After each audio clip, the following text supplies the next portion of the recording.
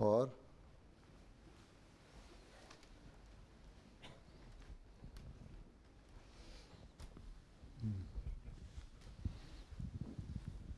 السلام علیکم حضور.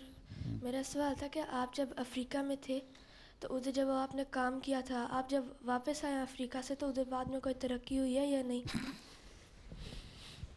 اس کام میں یا ملک میں؟ ملک میں. ہاں، اس زمانے میں تو بہت بڑے کرائسس میں تھا. گھانا میں تھا میں جب، گھانا. تو اس کے بعد اب جب 2004 میں گیا ہوں تو کافی ترقی ہو چکی تھی. پھر 2008 میں گیا ہوں تب بھی. اگر تو حکومتیں ایماندار ہوں تو ترقی ہو جاتی ہے. اگر ایماندار نہ ہوں، ہیں، دھوکے دینے والے ہوں، ڈس آنیسٹ ہوں، تو پھر وہ خود ہی حکومت کے جو لیڈر ہیں نا کھاتے رہتے ہیں، ترقی نہیں ہونے دیتے. اب وہ لیڈرشپ دوبارہ بدل گئی ہے، پریزیڈنٹ دوبارہ بدل گیا ہے. اب دیکھیں اب دوبارہ ترقی رہتی ہے یا پھر وہیں نیچے چلا جاتا ہے. ہاں.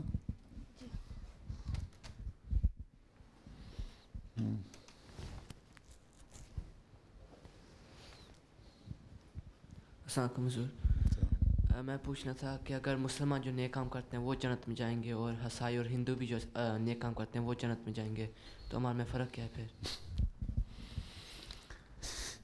بات یہ ہے کہ جنت میں جانا، دوزخ میں جانا تو اللہ تعالیٰ کا کام ہے، کس کو لے کے جاتا ہے کس کو نہیں. ہاں، اللہ تعالیٰ نے یہ فرمایا ہے کہ جو اچھے کام کرے گا وہ جنت میں جائے گا، ہیں، اور جو برے کام کرے گا وہ دوزخ میں جائے گا ایک عرصے تک کے لیے. اور آخر میں تو ساری جنت میں چلے جائیں گے.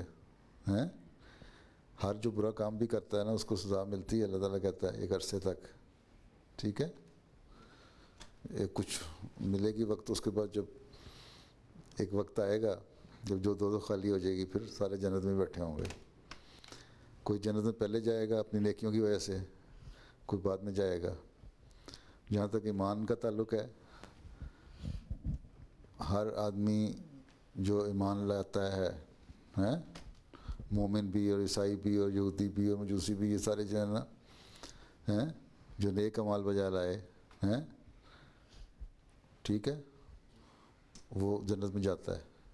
لیکن یہ ہے کہ ایک نیک کام تو تم کر رہے ہو اور پھر شرک بھی کر رہے ہو تو اللہ تعالیٰ کہتا ہے میں شرک نہیں بخشوں گا. ایک عیسائی ہے، وہ چیریٹی میں بہت کچھ دیتا ہے، نیکی ہے نا، اور ساتھ حضرت عیسیٰ کو خدا بنا لیا، نیکی ختم ہو گئی. باقی اللہ تعالیٰ نے کس کو بخشنا ہے، کس طرح لے کے جانا ہے، وہ تو اللہ تعالیٰ نے ہر ایک کو لے جانا ہے. لیکن اس کی تشریح حضرت مسلم صلی اللہ علیہ وسلم نے یہ فرمائی ہے کہ اگر کوئی نیک ہوگا عیسائیوں میں سے، یہودیوں میں سے، دوسروں میں سے، ہیں، تو اس کا مطلب یہ ہے کہ اس کو، اور وہ مومن بن جائے گا. وہ پھر اصل اس کی نیکی یہ ہے کہ وہاں حضرت صلی اللہ علیہ وسلم پہ ایمان لے آئے گا. ٹھیک ہے، جب ایمان لے آئے گا تو پھر وہ اس کی جزا اللہ تعالیٰ اس کو بہت دیتا ہے. اصل چیز یہ ہے کہ اگر کوئی اپنی کتابوں پہ عمل کرنے والا ہے، اس کے مطابق تعلیم پہ عمل کر کے نیکیاں کرنے والا، تو اس کو پھر حضرت صلی اللہ علیہ وسلم کو بھی ماننا چاہیے. کیونکہ ہر ایک نے، نبی نے، پہلے نبی نے یہی بتایا کہ آخری زمانے میں وسلم آئیں گے، ایک آخری نبی آئے گا، اس کو ماننا بھی ضروری ہے. ٹھیک. باقی اللہ تعالیٰ نے کس کو کس طرح بخشنا ہے یہ اللہ کا کام ہے. ٹھیک ہے. اس کا مطلب یہ بھی نہیں ہے کہ وہ بھی جنت میں چلے جائیں گے، تم بھی چلے جاؤ گے تو برائیاں کرنے لگ جاؤ یا غلط کام کرنے لگ جاؤ، ہیں، جی، یا کہو کہ ہمیں مسلمان ہونے کا کیا فائدہ، ہم عیسائی ہو جاتے ہیں. تو ایک یہ تمہارا مسلمان ہونا ایک نیکی ہے. ٹھیک ہے. ایک یہودی تھا، اس کا ہمسایہ مسلمان تھا. بہت وقت بارش ہوئی، اتنی بارش ہوئی کہ ہر جگہ پانی پانی کھڑا ہو گیا. ٹھیک ہے. پرندے زمین سے دانہ کھاتے ہیں نا، جو عام برڈز، ان کے لیے کئی دن ہو گئے چیز کوئی نہیں تھی کھانے کو. انہوں نے تو اس کو دیکھتے اس یہودی نے نا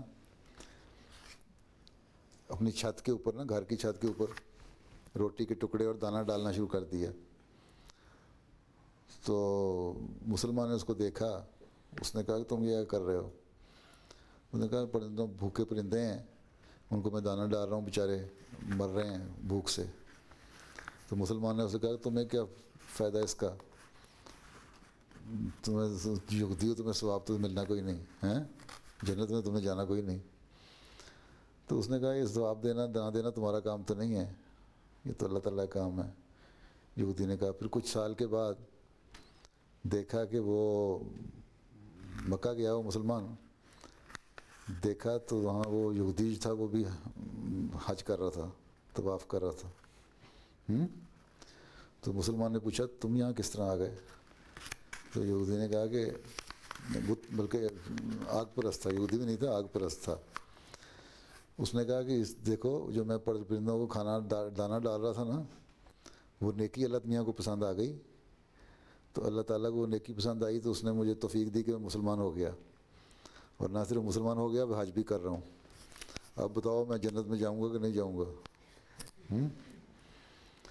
تو اللہ تعالیٰ مختلف طریقے اختیار کرتا ہے. اس طرح اصل میں یہ ہے.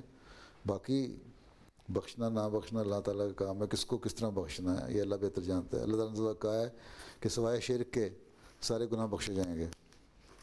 اب شرک کیا, اللہ تعالیٰ کے مقابلے میں کسی کو خدا بنا کے کھڑا کر لینا. اور یہ عیسائیت کا شرک بھی ایسا خطرناک ہے کہ زمین پھٹ جانے کا ایسے خوفناک چیز ہے. یہ آیا ہوا ہے. ٹھیک, السلام علیکم.